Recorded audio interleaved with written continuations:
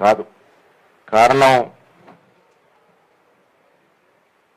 ఖగార్ కర్రగుట్ట ప్రాంతంలో దాదాపు 10,000 మంది పోలీస్ ఫోర్సెస్ ఆ ప్రాంతాన్ని చుట్టుముట్టినప్పుడు ఆలస్యమైనా మేము చర్చలకు సిద్ధంగా ఉన్నాం, మేము ఆయుధాలను వదులుతాం, చర్చలకు ఆహ్వానించని అడిగినప్పుడు ఏ కనికరమున్న ప్రధానమంత్రి అయినా చర్చలకు ఆహ్వానించి ఉండాల్సింది, కానీ అది చేయలేదు.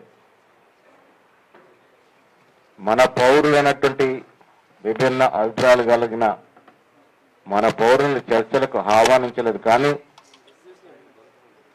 ట్రంప్ మొట్టికాయ వేస్తే తీవ్రవాదులతో ఉగ్రవాదులతో చర్చలకు సిద్ధమైనటువంటి ప్రభుత్వం మనది. మిత్రులారా, కాంగ్రెస్ ప్రభుత్వం, కాంగ్రెస్ పార్టీ అహింస అనే పునాది మీద నిర్మించినటువంటి పార్టీ. నేను కానీ, మా ముఖ్యమంత్రి రేవంత్ రెడ్డి గారు కానీ, రాహుల్ గాంధీ గారు, ఖర్గే గారు కానీ ఈ సిద్ధాంతాన్ని నమ్మే వ్యక్తులం. హింస ఏ వ్యక్తి చేసినా, ఏ సంస్థ చేసినా దాన్ని మేము సమర్థించాం. ఎటువైపు హింస అయినా, అది ప్రభుత్వ పర హింస కావచ్చు, తీవ్రవాద సంస్థల తరఫు నుంచి వచ్చిన హింస కావచ్చు, ఒక వ్యక్తులు చేసే హింస కావచ్చు, ఒక సంస్థలు చేసే హింస కావచ్చు, హింసనే. మేము హింసను సహించము. నా గ్రామం రహాత్ నగర్ అని భీమ్గల్ మండలం నిజామాబాద్లో. నేను కూడా నక్సల్ ప్రభావితం ఉన్నప్పుడు ఊరు వదిలిన వాడిని. నా ఊర్లో నక్సలిజం ఎక్కువగా ఉన్నటువంటి సందర్భం. కరీంనగర్ నిజామాబాద్ బార్డర్ ఉన్న గ్రామం. నక్సలిజం ఎందుకు వచ్చింది దేశంలో, ఈ రాష్ట్రంలో సాధించుకుంటే ఇప్పటి గణాంకాల ప్రకారం కేవలం 1% ధనికుల చేతుల్లో ఈ దేశంలోని 40% సంపద ఉంది. అట్టడుగున్నటువంటి 50% బీదవారి చేతుల్లో కేవలం 3% సంపద మాత్రమే ఉంది. ఈ ఆర్థిక అసమానత ఉంది కాబట్టే ఆనాడు ఈ దేశంలో ఇలాంటి సంస్థలు, నక్సలైట్ సంస్థలు కానీ, సిపిఐఎంఎల్, ప్రజాపంత లాంటి సంస్థలు కానీ వచ్చాయి. రావటానికి ఆర్థిక అసమానతలే కారణం. వచ్చిన తర్వాత ముఖ్యంగా మన రాష్ట్రం చూసుకుంటే ఆంధ్రప్రదేశ్ రాష్ట్రంలో చాలా మార్పులు జరిగాయి. మనం చూసాం జమీందారీ వ్యవస్థ ఏ రకంగా ఉండిందో, పటువారి వ్యవస్థ ఏ రకంగా ఉండిందో, ఆనాడు గ్రామాల్లో ఎలాంటి అకృత్యాలు జరిగేవో, ఎలాంటి అగాత్యాలు జరిగేవో. ఒక రకంగా నక్సలిజం ఎట్ట పెరుగుతా పోతే అట్లట్ల అరాచకాలు తగ్గుతూ వచ్చాయి, దాంట్లో అనుమానం లేదు. కానీ క్రమేణా నక్సలిజం కూడా కొంచెం తప్పుదారి పట్టింది, అది వాస్తవం, మనం ఒప్పుకోవాలి. దాంట్లో కూడా అనుకోని వారు ప్రవేశించి వ్యక్తిగత దాడులకు పడడం, వ్యక్తిగత కక్షలు తీసుకునే స్థాయికి పోయింది. క్రమేణా ప్రభుత్వాలు దీన్ని రాజకీయ ఆర్థిక సమస్యలా కాకుండా కేవలం శాంతి భద్రత సమస్యగానే పరిగణించవచ్చాయి. దాని కారణంగానే ఇవాళ నక్సలిజం నిర్మూలన వైపు కేంద్ర ప్రభుత్వం అడుగులేస్తూ వచ్చింది. ఇవాళ మనందరం కూడా ముక్తం కంటతో ఖండించాల్సింది. మన కాగార్ ఆ కర్రగుట్టల ప్రాంతంలో జరిగినటువంటి హింస, ప్రభుత్వ హింస. చర్చలకు సిద్ధమని సంసిద్ధత వ్యక్తం చేసినప్పుడు కూడా దాదాపు 140-150 మందిని తీవ్రవాదాన్ని చెప్పుకునే నక్సలైట్ ని పొట్టం పెట్టుకోవడం జరిగింది.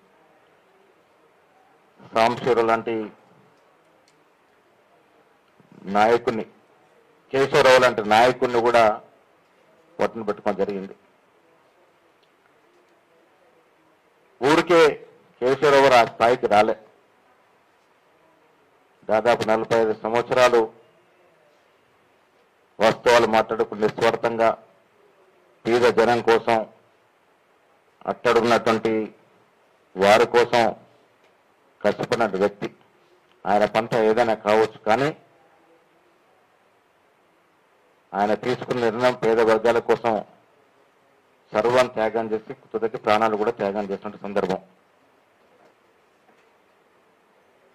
కరెక్ట్ 26వ తారీఖున భారత్ సమ్మిట్ జరిగింది హైదరాబాద్లో. రాహుల్ గాంధీ గారు వచ్చినారు ఆ సమావేశానికి 26వ తేదీన, ఏప్రిల్ 26. రాహుల్ గాంధీ గారు, నేను, రేవంత్ రెడ్డి గారు, మీనాక్షి మా ఇన్ఛార్జ్ సెక్రటరీ గారు, భట్టి గారు ఒక కారులో వస్తూ ఉన్నాం. మా మీనాక్షి గారు ఎప్పుడు కూడా సోషల్ సర్వీస్ ఉండేటువంటి మహానాయకురాలు, నిజాయితీ పరురాలు, నిస్వార్థ పరురాలు. ఆవిడ కూడా దాదాపు 52 సంవత్సరాల నుంచి నిస్వార్థంగా ప్రజా జీవితంలో ఉంది. కారులో వస్తున్నప్పుడు రాహుల్ గాంధీ గారు గుర్తు చేస్తుంది, sir I got the news that forces have surrounded this Karregutta, anything may happen. అక్కడ చాలా మంది సివిలియన్స్ ఉన్నారు, వీళ్ళేమో వేలాది మంది ఫోర్స్లు అక్కడ పోతా ఉన్నాయి, ఇది కొంత ఘోరమైనటువంటి సంఘటన జరిగే అవకాశం ఉందని రాహుల్ గాంధీకి చెప్పడం జరిగింది. రాహుల్ గాంధీ గారు ఒక మాట అన్నారు, ముందు సీట్లో కూర్చున్నారు. ఇప్పుడు రేవంత్ని సంబోధిస్తూ, Revanth any police can eliminate individuals, can eliminate group of people, but not organizations, but not cause. ఈ నక్సలిజం అనే దాన్ని ఒక కాజ్గా చూపడం జరిగింది. అప్పుడు రేవంత్ రెడ్డి గారు స్పందిస్తూ, నేను రేపే ఇక్కడ ఆల్ పార్టీస్ని వస్తూ ఉన్నారు, నేను కలుస్తూ ఉన్నాను, ఈ విషయంలో నేను మాట్లాడతాను అనే మాట చెప్పడం జరిగింది. నేను ఎందుకు మాట చెప్తా ఉన్నానంటే, ఖర్గే గారు కానీ రాహుల్ గాంధీ గారు కానీ ఈ సూత్రాన్ని నమ్ముకున్న వ్యక్తులు. ఆఖరికి రాజీవ్ గాంధీ గారిని శ్రీలంక తీవ్రవాదులు పొట్టున పెట్టుకుంటే కూడా వారి క్షమాపిక పెట్టినటువంటి కుటుంబం అది. సో ఈ రకంగా ఇవాళ ఆ ప్రాంతాన్ని ఎందుకు కబలించాలని బీజేపీ ప్రయత్నం చేస్తుందని చెప్పడానికి చాలా మిత్రులు